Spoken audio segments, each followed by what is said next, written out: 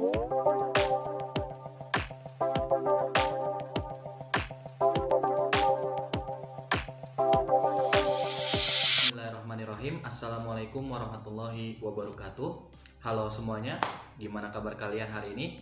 Semoga kita semua dalam keadaan sehat walafiat dan selalu dilindungi oleh Allah Subhanahu wa taala ya. Baiklah teman-teman semua, kembali lagi bersama saya Ahmad Raihan dalam channel Belajar Hukum. Nah, pada video kali ini insya Allah kita akan kembali melanjutkan pembelajaran kita mengenai hukum acara tata usaha negara atau hukum acara pengadilan tata usaha negara. Nah, hari ini kita bakalan mempelajari mengenai kompetensi relatif dan juga kompetensi absolut dari pengadilan tata usaha negara. Jadi untuk teman-teman langsung aja disimak videonya dari awal hingga akhir sehingga teman-teman bisa mengerti mengenai kompetensi relatif dan juga absolutnya pengadilan tata usaha negara.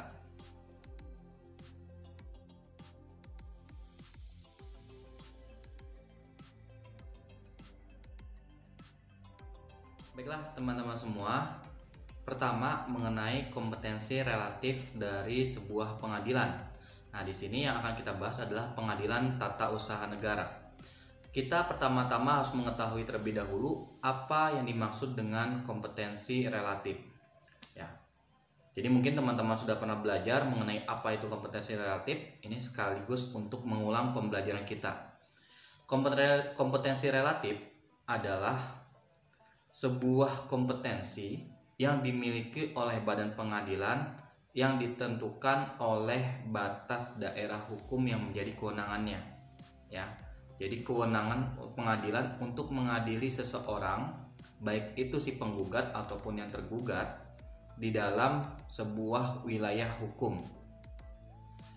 Kemudian suatu badan pengadilan dinyatakan berwenang untuk memeriksa suatu sengketa apabila salah satu pihak sedang bersengketa, entah itu penggugat ataupun tergugat, berkediaman di salah satu daerah hukum yang menjadi wilayah hukum pengadilan itu.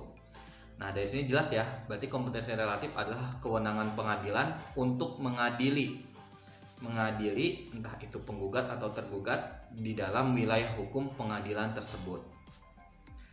Kemudian pengaturan mengenai kompetensi relatif dari PT-UN itu diatur dalam pasal 6 dan juga pasal 54 Undang-Undang Nomor 5 Tahun 1986 Junto Undang-Undang Nomor 9 Tahun 2004. Di sini menyatakan yang pertama, pengadilan tata usaha negara berkedudukan di ibu kota kabupaten atau kota dan daerah hukumnya meliputi wilayah kabupaten atau kota. Yang kedua, pengadilan tinggi tata usaha negara berkedudukan di ibu kota provinsi dan daerah hukumnya meliputi wilayah provinsi. Jadi itu adalah kompetensi relatif dari PT-UN dan juga PTT-UN.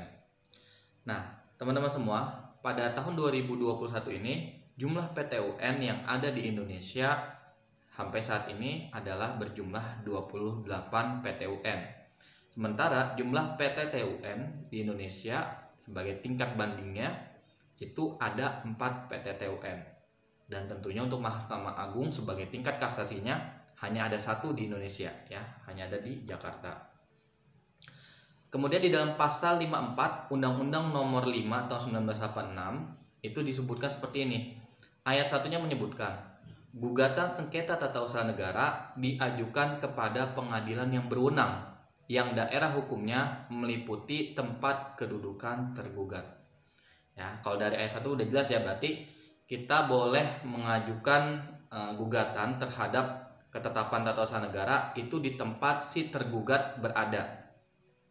Kemudian lanjut ke ayat 2-nya disebutkan bahwasanya apabila tergugat lebih dari 1 badan hukum atau badan pejabat tata usaha negara, mohon maaf bukan badan hukum ya, lebih dari 1 badan atau pejabat tata usaha negara dan berkedudukan tidak di dalam satu daerah, maka gugatan dapat diajukan kepada pengadilan yang daerah hukumnya meliputi tempat kedudukan salah satu badan atau pejabat tata usaha negara. Nah, kalau dari ayat 2 ini, kalau misalkan ada dua tergugat di dalam wilayah hukum yang berbeda, maka kita bisa memilih antara yang A atau yang B yang mau kita gugat atau di mana kita mau tempat mengadukan gugatan kita. Ya, bisa memilih di antara dua ini. Kemudian di ayat 3 disebutkan, dalam hal tempat kedudukan tergugat tidak berada dalam daerah hukum pengadilan tempat kediaman penggugat, maka gugatan dapat diajukan ke pengadilan yang daerah hukumnya meliputi tempat kediaman penggugat untuk selanjutnya diteruskan kepada pengadilan yang bersangkutan. Nah, kalau misalkan ternyata tergugat itu lebih jauh tempatnya dengan kediaman si penggugat, maka penggugat boleh mengajukannya ke PT UN yang ada di tempat penggugat.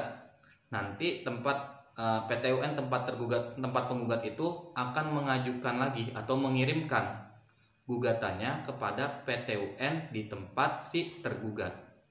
Ya, jadi bisa diajukan dulu di tempat penggugat dulu, kemudian nanti dikirimkan kepada PT UN tempat tergugat. Kemudian di ayat 4, dalam hal-hal tertentu sesuai dengan sifat sengketa tata usaha negara yang bersangkutan yang diatur dengan peraturan pemerintah, gugatan dapat diajukan kepada pengadilan yang berwenang yang daerah hukumnya meliputi tempat kediaman penggugat. Nah, kalau di ayat 4 ini kalau misalnya ada peraturan yang mengatur mengenai tempat kita itu bisa menggugat, maka bisa jadi kita bisa menggugatnya di tempat kediaman si penggugat aja, nggak usah ke tempatnya tergugat. Lalu di ayat 5, apabila penggugat dan tergugat berkedudukan atau berada di luar negeri, gugatan diajukan kepada pengadilan di Jakarta.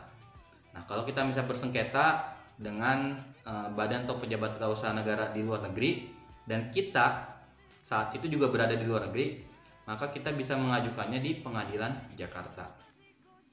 Kemudian ayat 6 disebutkan, apabila tergugat berkedudukan di dalam negeri dan penggugat di luar negeri, gugatan diajukan kepada pengadilan di tempat kedudukan tergugat. Nah, ini kalau misalkan si badan atau pejabat tata usaha negaranya ada di dalam negeri, sementara kita sebagai penggugat ada di luar negeri, maka kita mengajukannya sesuai dengan tempat si tergugat berada, di mana wilayah hukum PT UN si tergugat berada. Jadi itu dalam dalam prinsipnya ya, kalau misalnya kita lihat dari ayat 1 sampai 6 itu semuanya secara prinsip mengajukan gugatan itu bisa di tempat si tergugat ya, atau di tempat badan tata usaha negara yang mengeluarkan ketetapan tata usaha negara yang merugikan kita. Jadi pada prinsipnya kita harus di tempat si tergugat. Itu adalah pengertian dan juga contoh dari kompetensi relatif dari PT UN.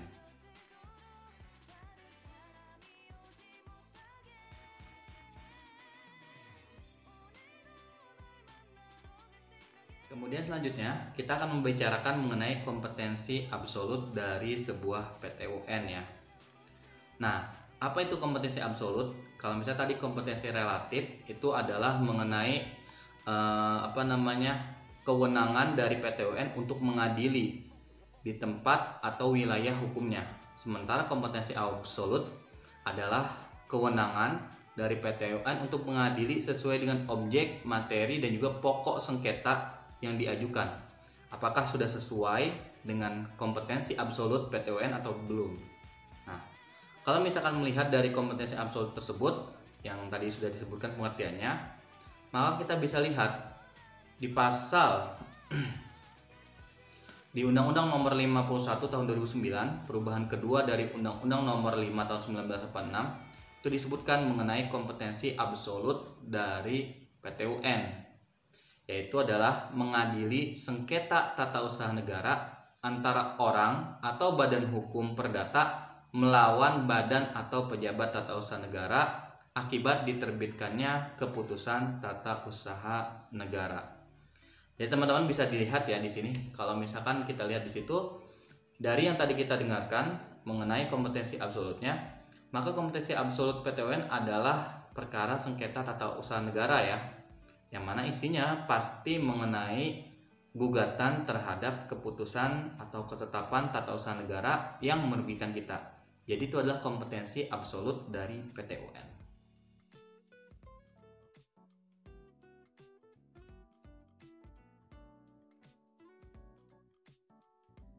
Baiklah teman-teman semua, tadi sudah kita dengarkan, kita pelajari mengenai kompetensi relatif dan juga kompetensi absolut dari sebuah lembaga pengadilan, yaitu Pengadilan Tata Usaha Negara.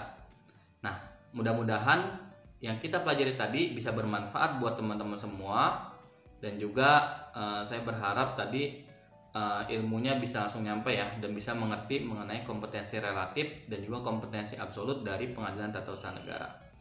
Terakhir, jangan lupa untuk like, comment, share, and subscribe channel YouTube ini biar nanti makin berkembang. Kalau gitu kurang lebihnya mohon maaf. Wabillahi taufiq wal hidayah. Wassalamualaikum warahmatullahi wabarakatuh.